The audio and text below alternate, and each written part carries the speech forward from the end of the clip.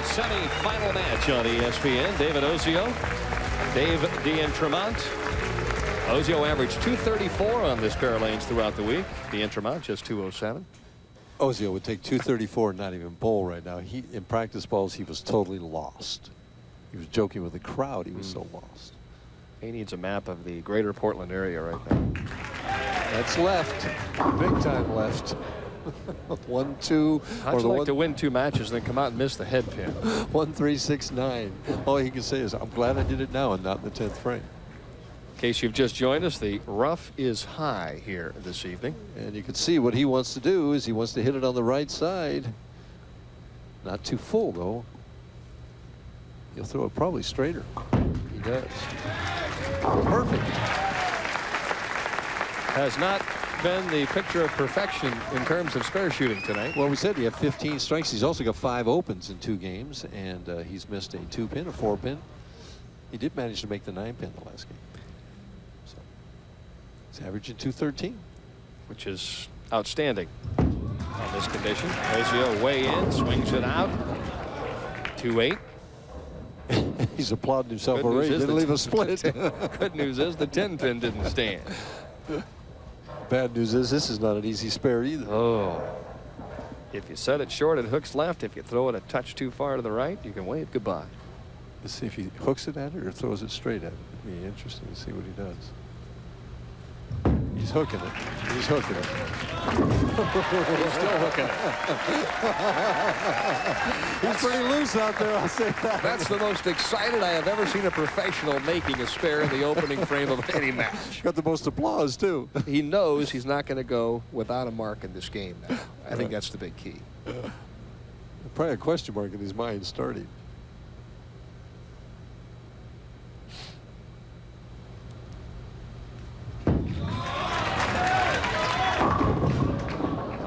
Left with the dreaded Durbin on lane 33. We've seen that at least close to being that a couple of different times tonight. 3, 6, 9, 10. The 2, 8. So far we've seen 6, 8, and 6 between these 2 guys. Oh, tough spare too.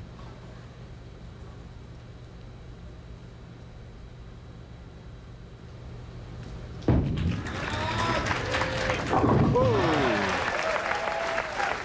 See the difference in what we're seeing tonight, though, Mike, and what we see on a regular basis out here, the art of spare shooting, and I mean, that was a world-class shot right there. And most people just take it for granted on an easy condition that you're going to make something like that. Well, boy, on an easy condition, you don't leave it. Good point.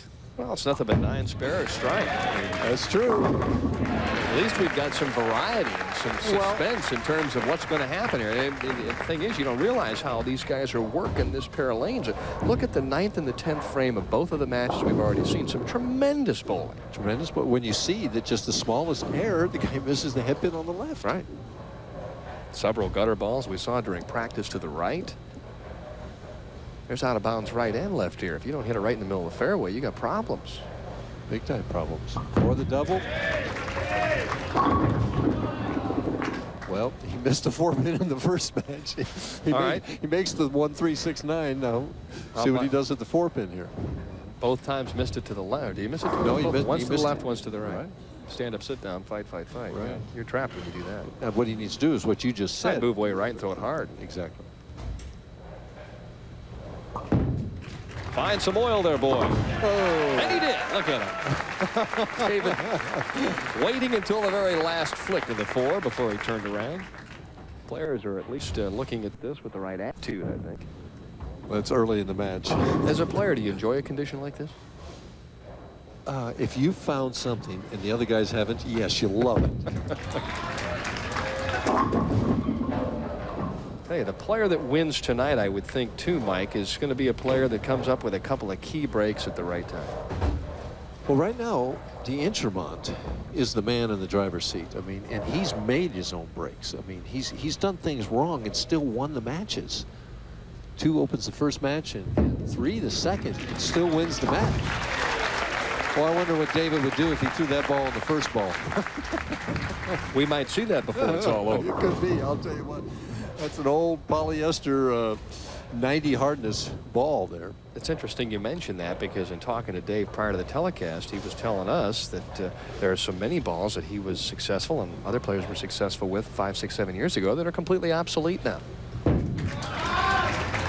Might be a night where you have to go back into the basement and tote out a couple of balls and spheres that you haven't used in quite some time. Dust them off and try them out. The trouble is they're in the basement. They're not in Portland. Yeah, you don't grab those old yellow dots and. Well, he's got something he could use right there. So you're serious? You think he ought to go and take the spare ball and use it for strikes? We've seen it before. Well, I'm telling you, he could go directly at the pocket, I Right. think, with that ball. I mean, if he at least tried it. I don't know if he tried it in practice. I would think that he at least tried it once or twice in practice. But so far, he hasn't been close to the 1-3. He could have 4 opens right now, and he's got 4 spares.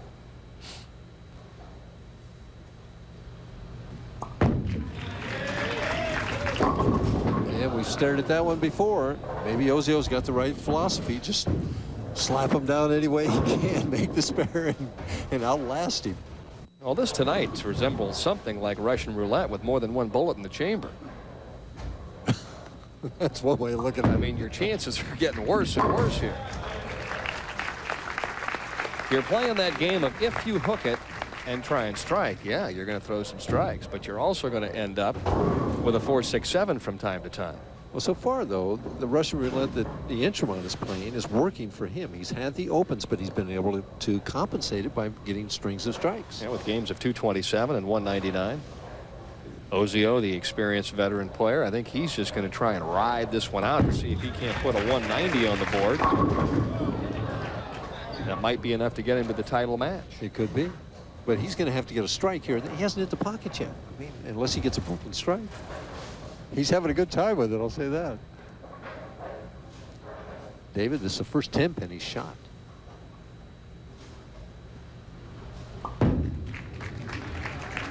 Beautiful conversion. Yeah, no trouble with it. That's interesting because his carry has been outstanding. When he's thrown a good shot and hit the pocket, he's struck virtually every shot. He's left a couple 4-pins and a 10-pin, and that's Right. about it. Ozio still left with his feet way left. Deeper and deeper. Now he misses the head pin to the Spares right. get tougher and tougher. He goes 2-pin on the left, and now he misses the head pin, the 1, 2, 8, 10. He has to hit it across the ball will take out this, the head pin will go in and take out the 10-pin. Well, this is easy. Just throw your strike ball.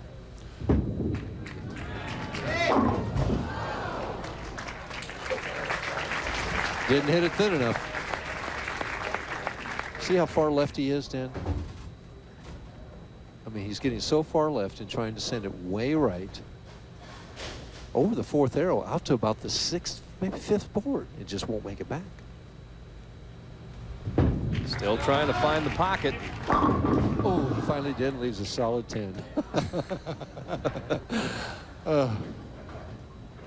He's going to stay with it, Dan. He's not about to change. In contrast to Norm Duke, who fished all over the lane. Still shot 170, so. That's exactly right.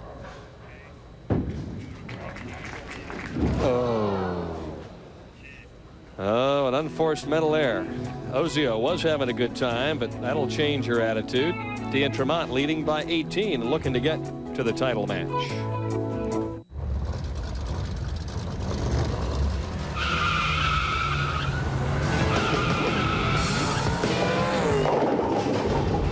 The Ninja RPM. It'll rev up your game. New Nutrageous from Reese's. Peanuts, milk chocolate, caramel, Reese's peanut butter. New Nutrageous. Give your mouth a party. Do you have a problem with food sticking to your barbecue? Just spray all-natural Pam on a cold grill, and your problem will go away. Pam makes barbecuing less sticky. All right, let's go. Let's go.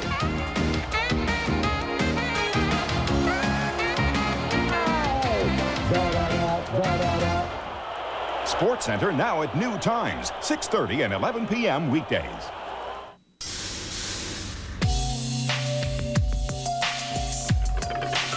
Friday night, knockout artists Todd Foster and Homer Gibbons step into the ring at 8:30 Eastern.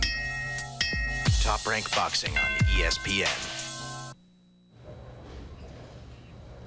Ahead by 18. I wouldn't say necessarily in control, but he's left the 4, 6, 7 3 times on this lane.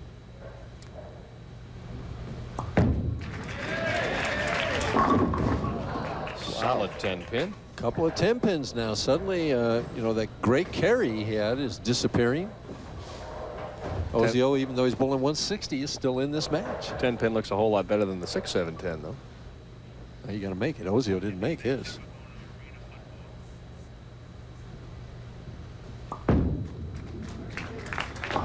Backs it up right into the 10. And don't forget, Friday on ESPN2, Arena Football, the Cleveland Thunderbolts and the Charlotte Rage. Friday night at 8. And then Saturday night on ESPN, the Hooters and the Arizona Rattlers. Have you watched much Arena Football, Mike? No, I can't say that I have. Yeah. Interesting game. Fast-paced game. Oh, it's fast. Lots of scoring. Every play they score. Almost. Well, D'Entremont definitely has the better reaction of all the players here tonight that I've seen. See what Ozio does now. He's got, I would think he has to try something different.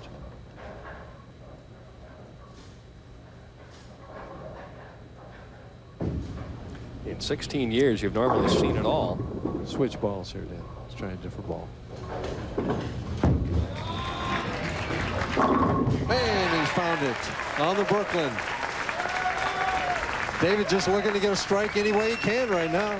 He's only 17 pins behind. If he could somehow slap down a double that puts it within 10 pins on a lane like we said D'Entremont's going to, that he's left 3, 4, 6s on.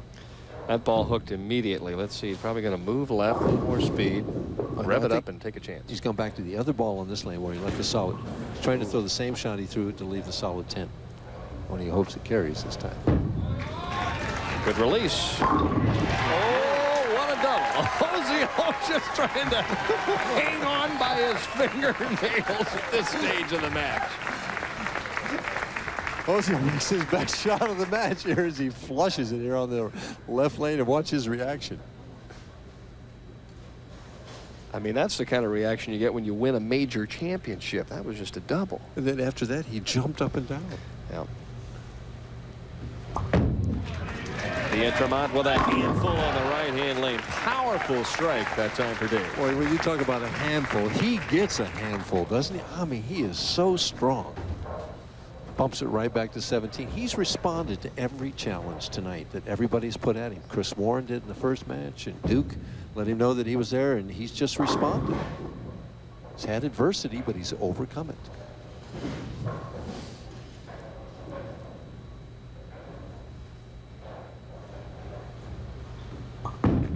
Good loft. Ooh, that one could have tickled. Yeah, but it could have been an 8-10 too, Dan. I mean, you know, that's a 2-8-10 type of hit right there. Watch as the ball hits. It barely clips the 2-pin going by. See that? If it didn't hit that 2-pin, it could have been a 2-8 or a 2-8-10. Winds up with just the 8-pin. And this is debatable here. He's missed these.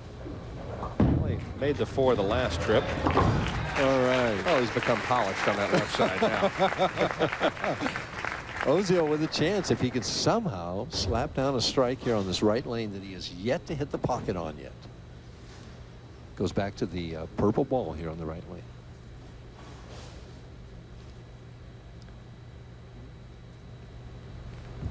Give it some room, me boy. Oh, he didn't. It didn't finish. Last time it went Brooklyn. Yeah. Well, he trusted it. It just didn't make it back. He's got to make this. He's still in the match. Still has a chance. If he can make this and somehow get a double in the 10th frame, he'd force him to mark.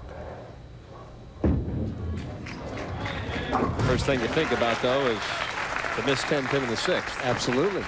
You know, this match is within 10 pins. He could double in the 10th and take the lead if he hadn't missed that. Exactly that. And you could probably count on the fingers of one hand the number of 10 pins he's missed throughout his whole career in the championship round. Yeah. I can remember a couple I missed that hurt me badly. They normally do. One against Charlie Tapp. Oh, just a great shot on the left-hand lane. It's not over yet. He doubles here. He can shoot 187. Put the lead within 7 pins. Definitely get D'Entremont's attention. That's what he's doing right now, taking a scan of the scoreboard. David doing likewise.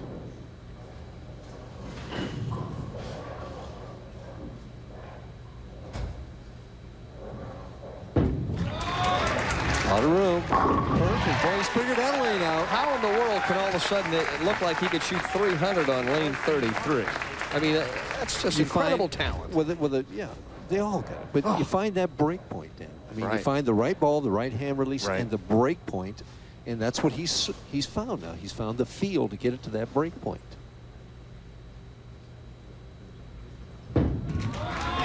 Nice soft speed, and just the last 4 shots were all the same.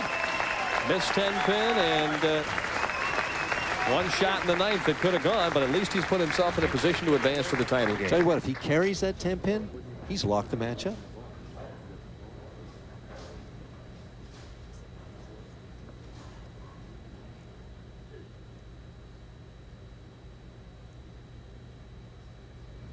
Some kind of mark he needs. And that's the best kind right there. He's responded to every challenge.